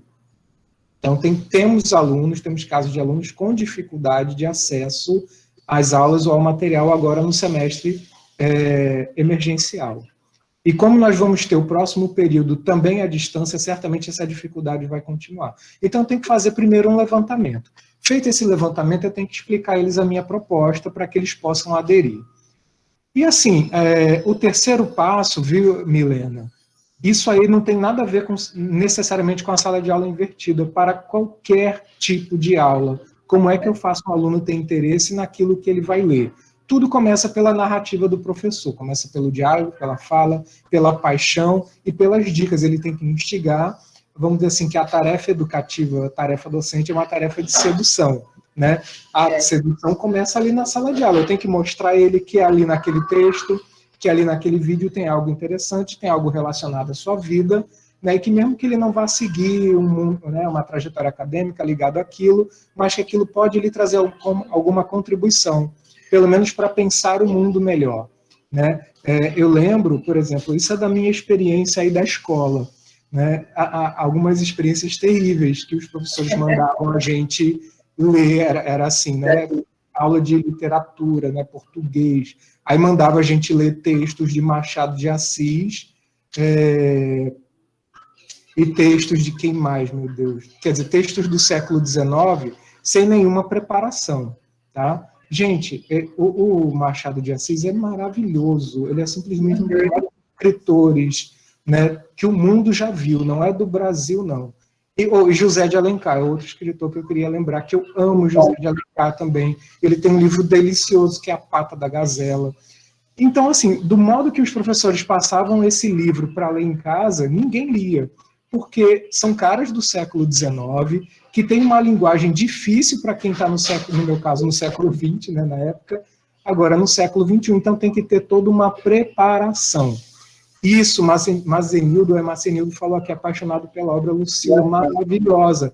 Mas, gente, para o aluno que ainda não tem, né? E aí você tem que entender que aluno é esse. Ele é um aluno de 15 anos, de 18, de 20 ou está na universidade? Qual é o grau de maturidade linguística dele? Qual é o grau de maturidade conceitual? Então, se ele tem um grau, ainda é imaturo linguisticamente, se ele tem 15 anos, 16, eu tenho que ir enredando ele naquilo, explicar quem foi Machado de Assis, né, que Machado de Assis foi negro, foi pobre, foi gago, foi epilético e simplesmente, né, conseguiu ascender socialmente pela sua obra, que é simplesmente maravilhosa. Escreve uma das obras mais sensíveis, com uma crítica mordaz à sociedade que ele vivia. Então, esse movimento de encantando o aluno pelo que ele vai ler, de aproximando ele, tem que ser feito em sala de aula.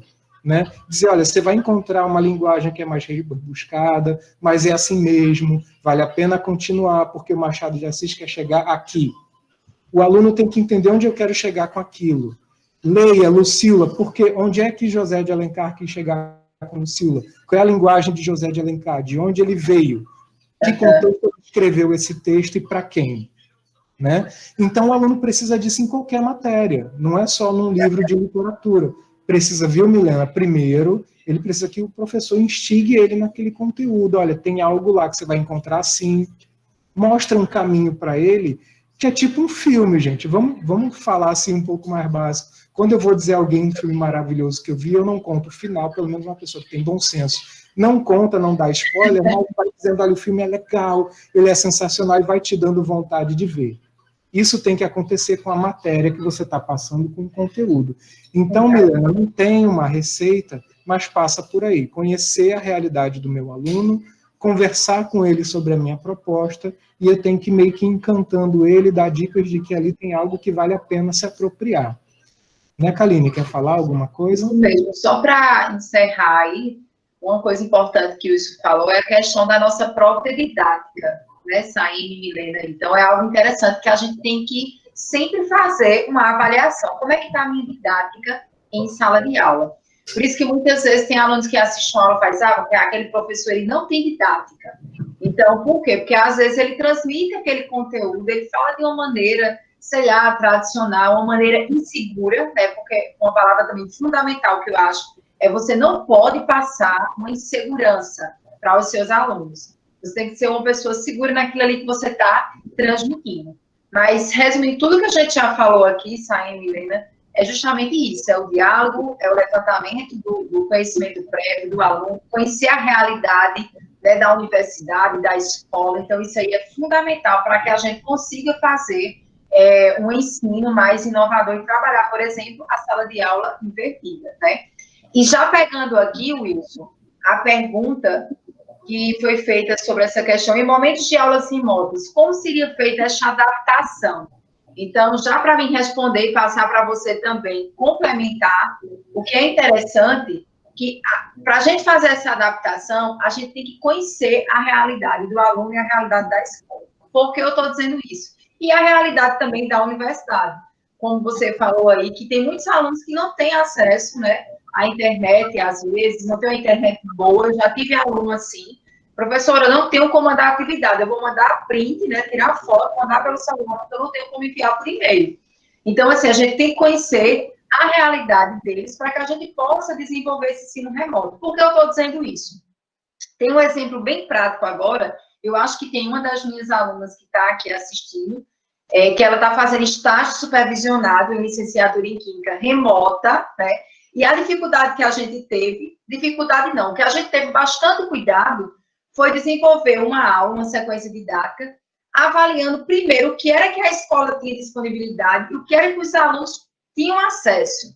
Então, a gente tinha passado um vídeo, né, para essa turma ela assistir, e aí eu fui e pensei, a gente chegou à conclusão, será que todos têm acesso à internet? Todos estão com acesso a esse Google Sala de Aula, que é o do Estado?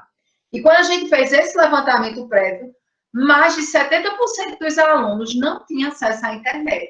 Então, o que era que eles têm feito? O que é que a escola tem feito e o professor? O mesmo vídeo que é colocado, o link lá para os alunos assistirem na internet, né? Na sala de aula lá no Google, eles pegam, fazem um resumo daquele vídeo em forma de texto e deixa na escola para aqueles alunos que não têm acesso fazer essa utilização. Então, por que eu estou dizendo isso? Ah, professor, então, professor Wilson, professora Kaline, então, deixa de ser uma sala de aula invertida, por exemplo? Não, porque eu não estou usando o vídeo, mas eu estou usando o texto que eu elaborei, que é o resumo do vídeo que eu vou passar em sala de aula. Então, uma das maneiras que a gente tem que trabalhar essa questão desse momento remoto é justamente isso. Como é que a gente faz essa adaptação? A gente conhecer todos os recursos didáticos, tecnológicos que a escola e o aluno ele tem disponível. Não é isso, Wilson? Wilson, o microfone está desligado. Vai vir agora. Isso acontece comigo, gente, direto, tá? Então, eu vou só complementar o que a Kaline falou, tentando responder ainda a Saeme e a Gessilene também. Então, eu acho que, por exemplo, muito bem colocou a Kaline, de conhecer, fazer um levantamento, conhecer aquele aluno, mas não é só fazer um levantamento da tecnologia que ele tem, ou do acesso, não. Eu acho que é uma questão de conhecer o seu aluno. Sim, existem alunos que trabalham, existem alunos que têm uma rotina muito pesada, e os professores não querem saber, jogam uma infinidade de texto, e o aluno alega que não tem tempo para ler, e muitas vezes não tem realmente tempo para ler aquilo tudo, para assimilar. Então, a primeira coisa, eu acho que a gente tem que se aproximar do aluno de uma forma humana e flexível.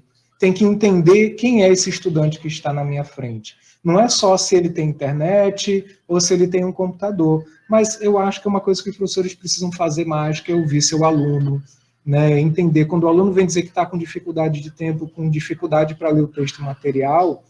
Tem professor que já toma uma atitude que eu acho extremamente equivocada, de achar que o aluno está mentindo, que o aluno está querendo se safar, que o aluno não está querendo ler ou estudar, ou que é preguiçoso. Isso não é verdade, acho que é o contrário. Muitas vezes o aluno está realmente interessado em aprender, mas não está com tempo, está passando por um problema. Então, acho que essa aproximação, viu, Saime, ela tem que ocorrer nesse sentido. Primeiro, compreender as dificuldades que meu aluno está falando, ouvindo com, enfim, com boa fé, com sinceridade, né, se colocar no lugar do outro, porque educação não é conteúdo, se engana quem pensa isso.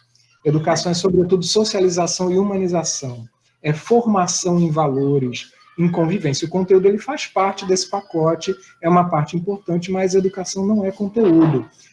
Bom, dito isso, então, assim, eu acho que vale aquilo que a gente já falou. Primeiro, tentar entender quais são as dificuldades do aluno e tentar achar uma solução para isso, e aí depende muito, né, dos casos particulares. Vale muito também, gente, claro, pensar na qualidade do material sem esse material ser cansativo. Kaline já falou, o tamanho do vídeo, o tamanho do texto. Estão aí autores, pensadores e filósofos que já mostraram que quantidade não é qualidade. Você não precisa de uma infinidade de texto para que ele seja bom. Karl Marx escreveu um dos textos mais importantes da política, que são as teses sobre Feuerbach, com 11 páginas. Então, você tem que procurar um bom material que não seja tão grande e cansativo e que tenha ali todas as informações que o aluno precise, porque isso faz diferença também. Se eu, Wilson, estou num curso, eu me deparo, o professor passou para mim um vídeo de 1h30 e ainda passou um texto que tem 50 páginas, a tendência é que eu não vou ler e não vou assistir o vídeo inteiro. A gente precisa ser sincero, a vida da gente não se resume àquela nossa disciplina. A pessoa tem uma vida própria, então acho que a gente, por isso a questão de planejar o meu material. Ele tem que ter a melhor qualidade possível, num tamanho menor possível que eu puder achar para o aluno. Pensar nesses casos. Quem é o meu aluno? Ele é um aluno que está no ensino médio e ele vem de uma classe abastada que ele não faz muita coisa, né? Ele é sustentado pelos pais, ele tem uma vida mais ou menos tranquila, é um aluno da periferia, é um aluno da universidade que faz um curso noturno que trabalha. Tudo isso eu tenho que pensar na hora de, né, elaborar o meu material. Eu tenho que pensar quem é esta pessoa, porque a educação se faz articulada com ela. Bom, se eu estou num curso noturno onde a maioria das pessoas trabalham, eu tenho que adequar a minha didática a isso. Eu tenho que adequar o meu material a isso, tá? Porém, só lembrando que o fato das pessoas terem uma vida e trabalhar, elas não podem também abrir mão de dedicar um tempo à sua leitura. Então, você tem que deixar bem claro qual é a importância daquilo, você tem que saber vender um pouco esse produto, saber instigar, aquilo ali tem uma importância. Porque, gente, vamos supor, mesmo que não seja numa sala de aula invertida, o aluno vai ter que ler depois. Em algum momento ele vai ter que ler. O que você não pode fazer numa sala de aula invertida é botar um monte de texto antes e um monte de texto depois da aula, né? Tem que saber dosar aí. E com relação a Gessilene, como é que eu adapto, né, nesse momento de aulas remotas, como seria feita essa adaptação de uma sala de aula invertida?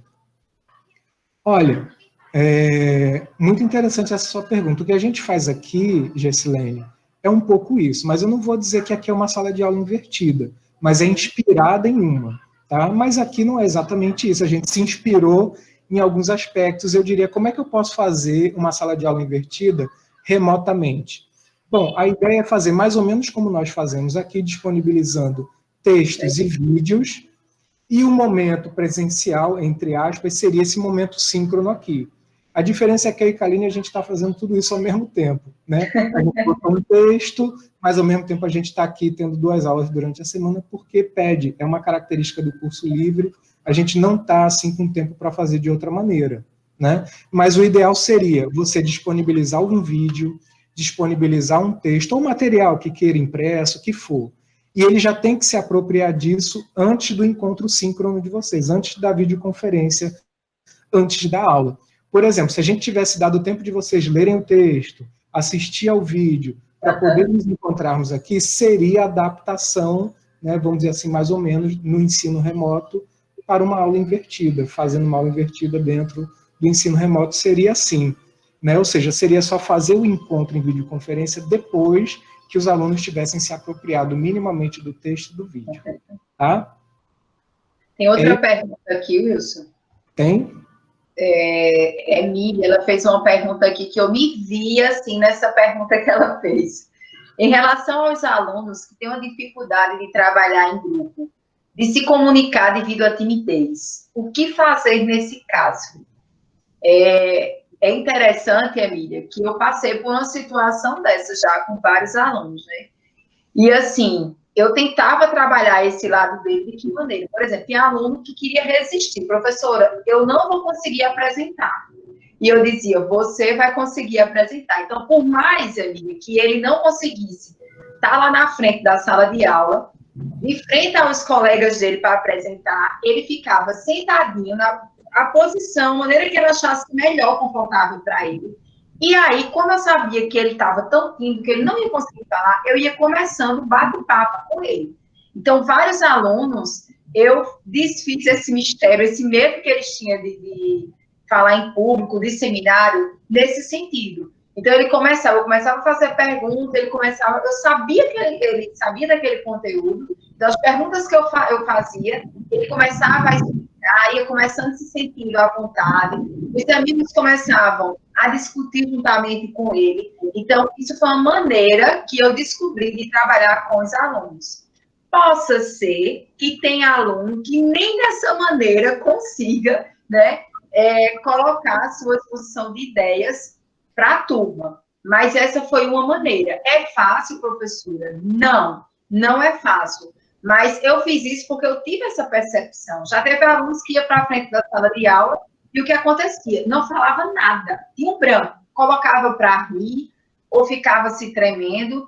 Então, a gente tem que ter esse joguinho de cintura, né, e ver a melhor maneira. Então, uma das maneiras que deu certo com todos os meus alunos que tinham esse problema foi justamente isso. Eu começava a fazer perguntas e começava a deixar ele bem à vontade. Se ele quisesse ficar sentado, ele ficava. Se ele quiser, onde ele se sentisse à vontade, ele colocava sua explanação com aquele conteúdo. E realmente eu tive um bom êxito. Agora, tem professores que têm essa percepção?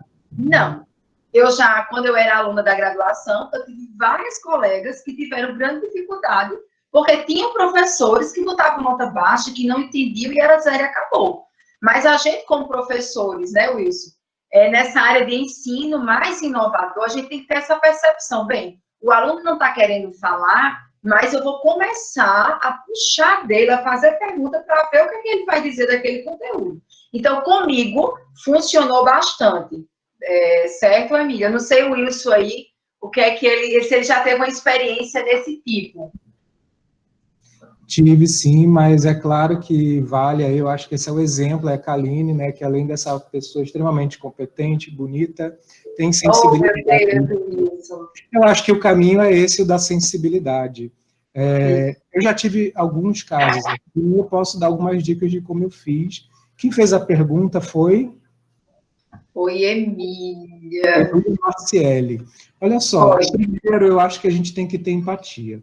Eu, particularmente, tenho muita empatia com os tímidos, porque eu sou um. Eu fui, cara, ainda fui muito, muito tímido, ainda sou tímido. As pessoas dizem assim, o Wilson é um cara muito sério. Eu não sou sério, eu sou tímido, né? Então, ainda hoje eu sou, mas hoje eu melhorei bastante, né? Mas eu tive muitos problemas na escola. Eu era aquele cara que gaguejava, ficava amarelo, começava a suar, tremia, as pernas ficavam bambas e não conseguia falar nada e ler nada. Bom, então, primeiro a empatia e entender o que é que eu posso fazer nesses casos quando aparece alguém que é tímido para trabalhar em grupo. Gente, primeira coisa, trabalhar em grupo, o aluno, se ele tem um problema de trabalhar em grupo, lembrando que o estudante tem o direito de não trabalhar em grupo com pessoas que ele não gosta. Isso. Primeira coisa. Né? Tem professor que acha que tem que botar o aluno para trabalhar com todo mundo. É bom. Eu acho que é legal dar uma diversificada. Tem gente que, né, forma um grupo e vai com esse grupo até o fim do curso, né? Não quer se desagarrar, se desprender. Eu digo, gente, um dia o curso acaba e cada um vai para sua casa de novo, né? Então tem que desapegar em algum momento. Mas se a pessoa tem um problema de timidez e ela tem problemas realmente de se relacionar, ela tem que começar a trabalhar em grupos que ela se sinta à vontade.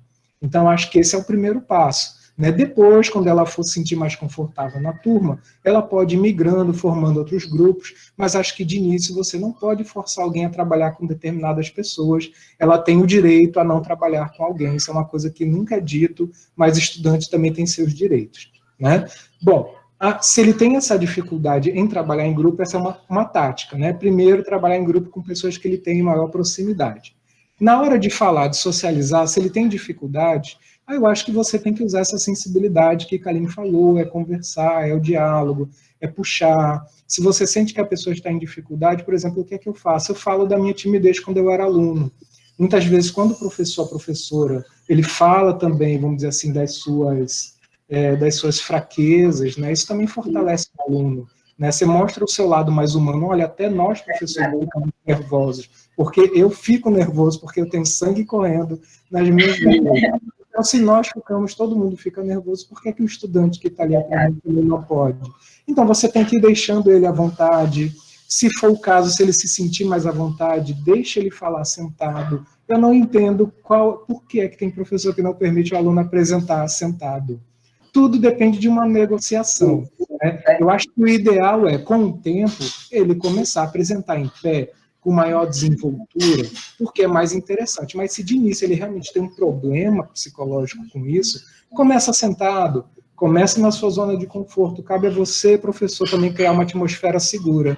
Né? Já dizia o Frenet, o Celestin Frenet, uma boa educação passa por uma atmosfera de segurança. Sem essa atmosfera de segurança, que ela é criada sim pelo professor, o aluno não aprende. O cognitivo ele passa pelo afetivo. Se eu não me sinto seguro afetivamente, eu não vou aprender como deveria.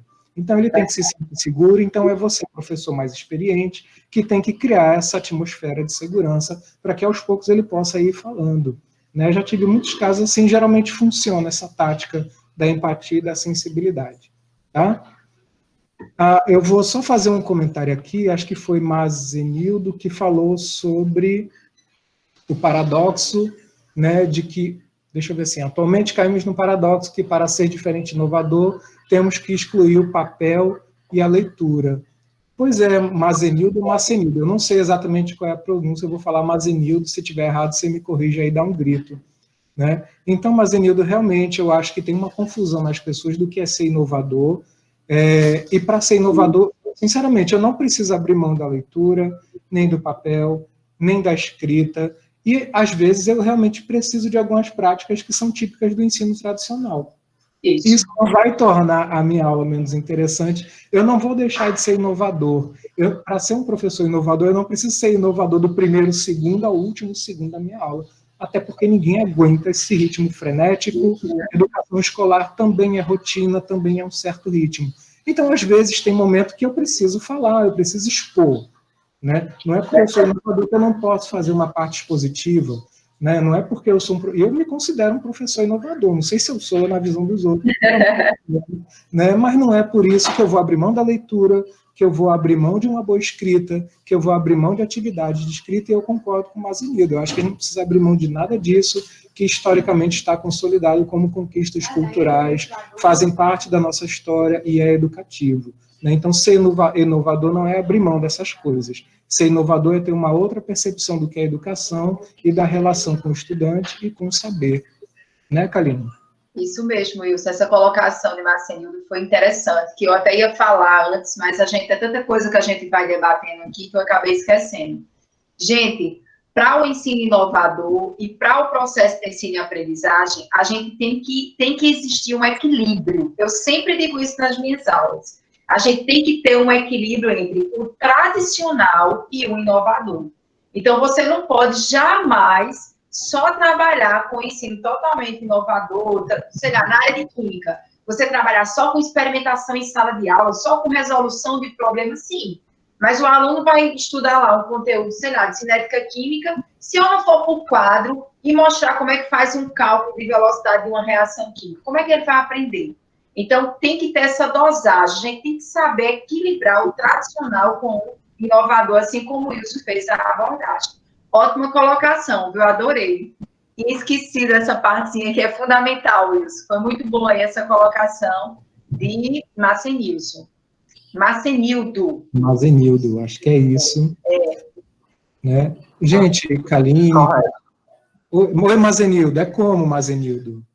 É Marcenildo, tá correto. Beleza, eu detesto de verdade. Eu detesto me equivocar no nome das pessoas, o nome é uma coisa muito importante. Não só a escrita, como a pronúncia, porque se refere à nossa identidade. Então, eu sempre fico preocupado com isso, ainda bem que eu acertei. Pessoal, Kaline, colegas, a gente está caminhando aqui para o finalzinho da nossa aula. Então, mais uma pergunta, né, Wilson? Não sei, é isso que eu ia dizer. Se tiver alguma pergunta, a gente caminhasse para as últimas perguntas. Pronto, isso. Eu acho que tem mais uma para a gente poder encerrar, né, por causa do nosso horário, como já foi combinado. De Jefferson, né? Isso. Jefferson, ele diz o seguinte: em relação à disponibilidade de materiais, acrescentando pesquisas, seria interessante explicar aos alunos os pontos claros que eles devem alcançar, para que não acabem se divergindo do objetivo ou até mesmo acabar ficando confusos com os conteúdos. Sim, Jefferson, eu concordo com você. Então, isso aí que você traz é importante pela questão de que a gente saber que a gente vai trabalhar. Por exemplo, você vai dar uma aula, vou trazer de novo para a minha área, para a área de biologia, certo? Vamos na área de química. Você vai dar uma aula sobre reações exotérmicas, liberação de energia. Todo mundo vai entender o que é isso aí. Então, se você vai dar uma aula só de conteúdo, muitas vezes vai tornar aquela aula muito cansativa. O aluno ele não vai conseguir entender, né, o que seria uma reação exotérmica, mesmo com exemplos. Quando você traz algo do cotidiano do aluno, que envolva alguma coisa com reações exotérmicas, faça com que o aluno trabalhe em sala de aula, por exemplo, com algum material alternativo, e você comece a explicar, por exemplo, você trouxe uma vela, acendeu lá, e a vela está lá, né, queimando.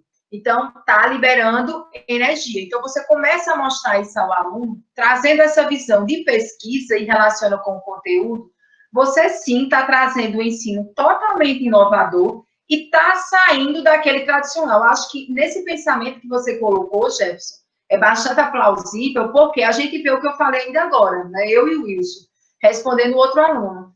A gente vê que existe o quê? Um equilíbrio do tradicional, do inovador, não é isso, Wilson? Wilson, microfone. Bem, desculpa, é porque minha filha vem aqui, então eu acabo fechando o microfone, porque ela fica falando e tal, e esqueço de ligar novamente. É exatamente isso, perfeito. Olha, educação escolar, metodologia didática de professor, não existe professor ter um único método, tá? Um bom professor ou uma boa professora, um educador, ele é um conjunto de técnicas, de métodos que ele vai chamando, trazendo de acordo com as necessidades da turma. Né? Isso também é ser um professor inovador. Só falando um pouquinho do Jefferson, né, das dúvidas dele. Vocês estão me ouvindo bem? Tá ótimo. Tá, é porque eu vi a imagem congelada aqui e eu fiquei em dúvida se vocês ainda estavam me ouvindo. Então, a disponibilidade de materiais, Jefferson, eu acho essa sua pergunta, como a Kaline afirmou, muito pertinente, porque, de fato, se não houver uma orientação, o aluno ele, né, pode, enfim, caminhar suas pesquisas para um lado muito diferente daquilo que eu tinha pensado. Então, olha só, essa prática que a gente tem aqui no curso, que é a do roteiro, ela é uma prática típica de aula invertida. Então, o aluno ele deve ter um roteiro. Por exemplo, quando eu inicio um conteúdo, ou se eu trabalho com unidades, né? Então, uma unidade temática. Então, no início da unidade temática, eu devo dar para ele uma espécie de roteiro, ou ficha organizacional. O que é essa ficha organizacional? Nada mais é do que um roteiro.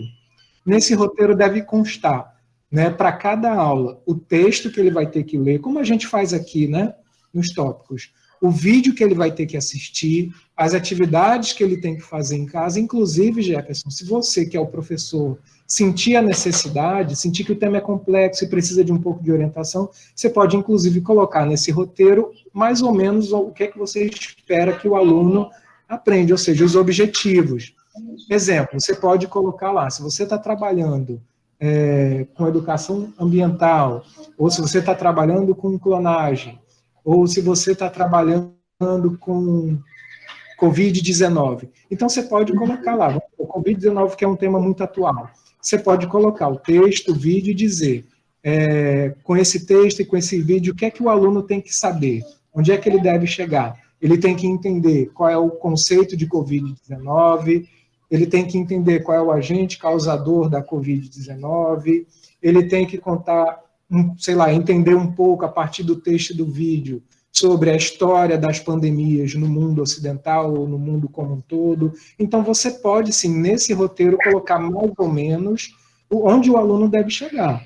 Porque, gente, hoje o aluno ele tem uma liberdade, ele não precisa mais do professor para ele pesquisar, para ele saber o que é, não precisa. Ele tem a internet, ele pesquisa sozinho, e muitas vezes ele vai atrás de espaços de conhecimento que nem o professor conhece. Então é bom sim, bem lembrado, Gerson, é bom ter um roteirinho, não dizendo, não colocando sua leitura para ele, porque isso é uma violência. Ele também tem direito a ter a leitura dele, mas é mais ou menos o que é que eu espero que ele saiba quando ele terminar de ler o texto ou de assistir o vídeo. Né? Eu acho que é isso, acho que eu consegui responder o Jefferson, espero que sim.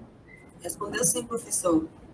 Então tá bom, Jefferson, tá bom. Professor, é porque justamente eu coloco essa dúvida, porque acredito que assim como eu, todos aqui já passaram por situações em que professores justamente tentam fazer esse modo, só que eles apenas passam conteúdo. Por exemplo, você pesquisa sobre o Covid mesmo, por exemplo, né? Pede para a gente acessar esse conteúdo, mas não fala o que espera, entendeu? Tipo, eu já passei por situações em trabalhos em que o professor diz, pesquise sobre tal coisa. Aí eu, sim, mas ele quer que eu fale o quê? Quais são os pontos? Qual orientação devo ter? Eu acho que isso é importante a gente trazer. Tanto nessa metodologia como em trabalhos em grupo, né? Que também faz falta.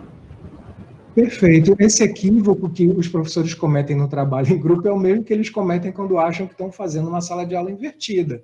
Né? O trabalho em grupo ele precisa de uma orientação, esse é o seu papel.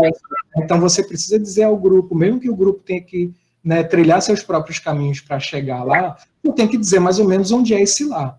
O que é que os alunos têm que fazer? Você tem que orientar, dar um roteiro. A mesma coisa serve para a sala de aula invertida, e ainda mais importante que isso fique claro, porque a liberdade que o aluno tem é muito maior. Então, você fala, gente, vai para casa e pesquisa Covid-19. Hoje, devido à própria situação de pandemia, a gente tem inúmeros materiais, desde blogs a textos científicos em português e inglês, e que falam sobre diferentes coisas, que falam sobre o Covid do ponto de vista da saúde pública, do ponto de vista político, do ponto de vista da economia, do ponto de vista da ansiedade psicológica. Então, assim, você precisa direcionar, precisa dizer o que esperar. Então, é por isso, viu, Jefferson, que sala de aula invertida não é simplesmente vai pesquisar. Você precisa dispor material, porque quando você dispõe material, de alguma forma você já está encaminhando ali o que é que você quer que o aluno entenda. Né? Se eu quero trabalhar o conceito da Covid, eu vou passar um texto e vídeo que fale sobre isso. Se eu quero trabalhar as repercussões da Covid vamos dizer assim, no comportamento das pessoas, como é que elas estão, né, afetivamente, emocionalmente, de forma comportamental, eu vou passar um texto sobre isso. O próprio texto que você passa, o próprio vídeo que você disponibiliza, ele orienta também o que você quer. Se você deixa tudo muito livre, né, então corre o risco, sim, do aluno se perder, e se perde o processo também, gente. Né, porque aí o aluno não vê sentido, não sabe o que procurar, ou vai procurar aquilo que ele acha que tem que procurar. O problema é que quando chega em sala de aula não era isso que o professor queria. Bom, então dissesse. Né? Então, Jefferson, você tem total razão, é para isso que serve um roteiro. Tá? Esse roteiro que a gente usa aqui, vocês podem fazer também um passo a passo do que vai ler, do que vai ver e do que se esperar dele. Gente, o aluno, ele só embarca com você quando ele entende onde você quer chegar. Eu estava dizendo que na nossa aula anterior, eu começo, quem foi meu aluno aqui, ou minha aluna, sabe disso, eu começo as minhas aulas, às vezes eu esqueço, uma outra eu esqueço de fazer isso, que eu me empolgo nas próprias coisas que eu falo, mas eu começo dizendo, gente, hoje nós vamos falar sobre isso, vamos entender sobre isso, vamos fazer tal atividade, e o objetivo da aula é essa. Pronto, o aluno entendeu onde eu quero chegar. Ele tem o roteiro da viagem. Dali em diante eu também não tenho aí muita coisa rígida, não. Aí a gente caminha de acordo com o ritmo da turma. Mas quando ele entendeu por que eu vou fazer tal atividade, ele vai comigo. Eu mesmo, Wilson, só embarco com alguém se eu entender onde essa pessoa quer chegar. Se eu não vejo sentido, eu fico lá na minha, viajo mentalmente para qualquer lugar, para Marte, para fora do sistema solar, e aí a pessoa vai estar com você só fisicamente, de corpo presente, não vai estar de alma. A alma só vai quando ela entende o significado, porque, vou aproveitar aqui o próprio John Dewey, grande filósofo estadunidense, educação é basicamente enriquecer com significados. Eu acho essa definição dele sensacional. Para mim, educação é isso. Qual é o significado da aula invertida? Né? O bacana de uma aula como essa não é eu vir aqui, Ocaline, e dar um roteiro dizendo aula é isso, façam assim, só presta dessa forma. Né? É que vocês entendam qual é o significado, as possibilidades, e aí se bater no seu coração, se bater na sua mente, se você entender que é a sua vibe, aí você vai pensar direitinho se vai efetivá-la ou não, mas você tem que entender qual é o sentido de tudo isso. Né? Terminamos, gente? Eu não estava olhando aqui o chat, não sei. Terminamos, Wilson. Agradeço, viu, ao pessoal que falou aqui que eu não tinha visto, parabenizando a gente, agradeço aí. Só uma coisa, Wilson, acho que Mazanildo, ele falou em questão da gente, se a gente poderia alterar o prazo do módulo 4 e 5, que ele teve alguns contratempos, né? Não só ele, eu acho que deve ter tido alguns alunos. Então, a gente depois revê isso, né? Eu disse que a gente pode abrir em curto período de tempo, né, para dar tempo para eles fazerem atividades que não fizeram ainda, né, Wilson? Gente, claro que dá. Se a gente dissesse que não, a gente estaria contrariando tudo que a gente falou aqui, que é o nosso princípio educacional. Então dá, a gente coloca prazo, a gente é um curso livre, a gente coloca prazos, porque pedagogicamente a gente entende que é interessante isso, que dá uma referência para o estudante, ou para a estudante. Mas é claro, se há dificuldades, e nesse momento tem dificuldade para todo mundo, de todo tipo, quem não entende isso está completamente insensível à situação, é claro que a gente reabre por mais um tempo, isso aí não precisa se preocupar, tá bom? E claro, se a gente abre para um, a gente abre para todo mundo, é lógico. Né? Verdade, isso. Vamos caminhar aqui para encerrar, né, Kaline? Viu, gente, não é que eu estou com pressa de me livrar da aula, não é isso, né, mas é porque a gente fez uma previsão que era das 7 da noite às 8h30, e eu não queria que a gente extrapolasse muito isso, a gente já vai chegando às 9 horas, porque eu sei que as pessoas têm outras coisas para fazer e a gente combinou. E eu sei que essa dinâmica virtual cansa um pouco também, então eu acho que já está legal. Antes de eu fazer meus agradecimentos e passar para a Kaline, eu quero só fazer aqui um último levantamento com vocês, que a gente está pensando em fazer mais para frente um outro momento síncrono. Eu queria saber de vocês se a gente pode manter esse estilo de fazer na terça e na quinta, nesses horários. Pode ser para vocês? Está tudo bem? Vocês vão respondendo aqui no chat mesmo, porque dependendo da resposta de vocês, a gente repete a experiência nesses mesmos dias, nos mesmos horários, porque a gente entende que vocês têm como assistir. Estou vendo aqui o pessoal dizendo sim, sim. Sim, então, eu estou de olho aqui, que bom. gente, olha, o que eu posso dizer, né? Dizer que eu amei esse encontro, ele sempre muito aguardado, sobretudo para nós que não somos professores de EAD, no caso eu até sou, até sou, né? A essência da gente, a formação da gente é como professor presencial. Eu acho que nada substitui esse encontro, né? Mesmo que seja virtualmente, ouvindo a voz, vendo a carinha de vocês. Verdade. Ou alguém quando abre a câmera, isso para mim é fundamental em educação, nada substitui isso. E dizer que foi um imenso prazer, achei muito legal, eu espero que vocês tenham gostado. A ideia não é vencer esse assunto, cansar, mas trazer uma primeira reflexão e dizer que a atividade que vocês vão ter essa semana é um desafio, acho que é bem legal, é um vídeo, um curta documentário muito bom, Entre Saberes, produzido pelos alunos de comunicação de Minas Gerais, que fala um pouquinho de uma escola pública, e aí o desafio é esse, né? O desafio é como é que eu, vamos dizer assim, aplico, como é que eu desenvolvo uma sala de aula invertida numa escola como aquela. Então é um desafio aí para vocês, eu estou falando aqui para instigar vocês, né? Porque você fazer uma sala de aula invertida na Finlândia é muito fácil, né? Onde as pessoas têm uma cultura que permite fazer isso mais fácil. E numa escola como aquela, uma escola pública de Minas Gerais, que é como eu faria, que alternativas vocês dariam, que soluções possíveis, e aí a gente está desafiando vocês, né, para fazer isso a partir do que a gente conversou aqui, do texto, do vídeo. Então, foi muito legal estar com vocês, amei nosso encontro, fiquem bem, eu espero que a gente se encontre novamente. Aí eu passo para a Kaline para ela fazer as saudações finais dela. Gente, quero agradecer a presença de todos, né? Eu estava olhando aqui, Wilson, até agora, né? Mais de uma hora aqui de bate-papo, e todos aí presentes, participando. Então, a palavra que eu resumo em meu nome, no nome do professor Wilson, é gratidão a todos vocês. Como eu disse na aula de terça-feira, a gente teve essa ideia desse curso livre, e desde o período de inscrição até hoje, a gente se sente muito honrado e satisfeito da gente poder compartilhar um pouco do nosso conhecimento com vocês. E, assim, essa aula síncrona hoje foi muito esperada por Wilson, por mim, creio que por vocês também, né, porque a gente só estava colocando os nossos vídeos, eram os podcasts, então, assim, esse momento, por mais que a gente esteja distantes, mas é como a gente estivesse pertinhos, então, só em ver o rostinho de vocês, escutar a voz, ver vocês falando no chat, então isso deixa a gente muito honrado. E assim, a cada dia que passa, eu tenho certeza que o Wilson sente essa mesma coisa. A gente sente que a gente está no caminho certo, né? Então, um abraço a todos, se cuidem e que a gente possa se encontrar nos próximos encontros síncronos, certo, gente? Boa noite, um beijão para todos.